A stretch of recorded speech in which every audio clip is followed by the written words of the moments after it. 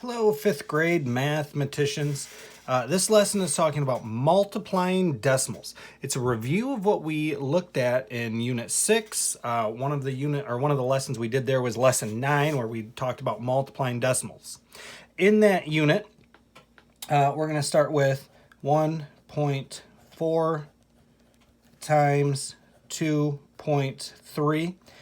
In Unit 6, Lesson 9, what they talked about doing was making each of these whole numbers so that we can multiply regularly, like our standard algorithm multiplication, and then we'll move our decimal back in. So they talked about multiplying this by powers of 10. We've already looked at that, so all we're going to talk about today is moving our decimal places out of our problem, and then we'll move them back in once we're finished multiplying. So today we're going to move out one decimal place, two decimal places. So this problem we're moving two decimal places out. Now we're not talking decimal points that we're moving. We are talking decimal places. So when I move them, I now have 14 times 23. So now I can do my standard algorithm multiplication. 3 times 4 is 12, carry my 1. 3 times 1 is 3, plus 4, 3 times 1 is 3, plus 1 is 4. I'm going to put my placeholder 0 down and move on to my 2. 2 times 4 is 8. 2 times 1 is 2. And then I need to add them together. That's going to be 2, 8, 9, 10, 11, 12. Carry my 1, and then that's going to be 3. Now that I have my final product, I need to move my two decimal places back into my product. So I'm going to start, because we're talking whole number, here's my decimal place. We're going to move two decimal places back in for a final product of 3.22, or 3 and 22 hundredths. All right, let's look at it one more time. Let's look at it again, but this time we're going to move our decimal places around a little bit. So we're going to use the same digits. We're going to look at 0.14 times 2.3. So we moved the decimal places around just a little bit, but we left the digits the same. Now, one thing to take note of, when we add and subtract decimals, we need to line our place values up. So our decimals need to line up when we add and subtract. But we are multiplying.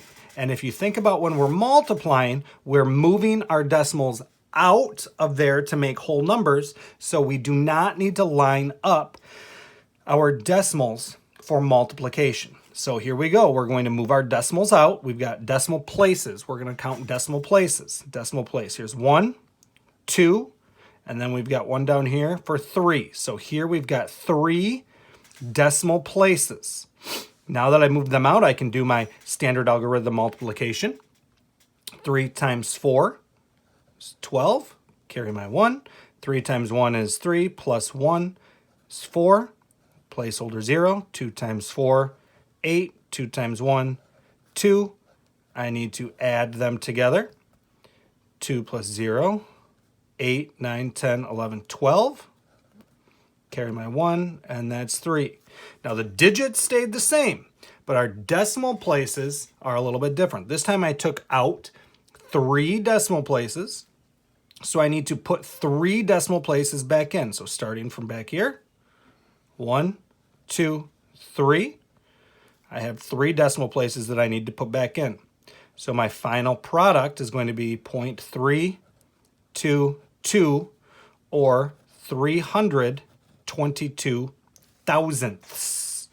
All right, let's look at one more problem, and then you can get to your work that's in the slide deck.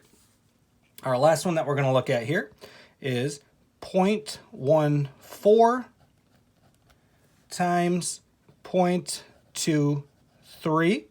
So again, same digits as before. We're just playing with the decimal to see how this affects our decimal placement in our product. So once again, just like we did up here, we're going to move our decimal places around so that we have whole numbers here. So if I make this a whole number, I need to move it 1, 2, and then I need to move this one 1, 2. So 1, 2, 3, 4. This time I played with 4 decimal places. Now I can do my multiplication just like I normally would, standard algorithm multiplication. 3 times 4, 12. Carry my 1. 3 times 1 is 3, plus 1 is 4. Placeholder 0. 2 times 4 is 8. 2 times 1 is 2. Then I need to add them together. That's going to be 2, 8, 9, 10, 11, 12. Carry my 1. 1 plus 2 is 3. Now that I have my product, I need to put 4 decimal places back in. So we're going to start by the ones place of this number. And here's our decimal. We're going to put 4 decimal places back into our product. So 1, 2, 3. I ran out of room. I ran out of digits. So what I need to do is put 4, because I got to have 4 decimal places in, and I need to fill this in with a placeholder 0.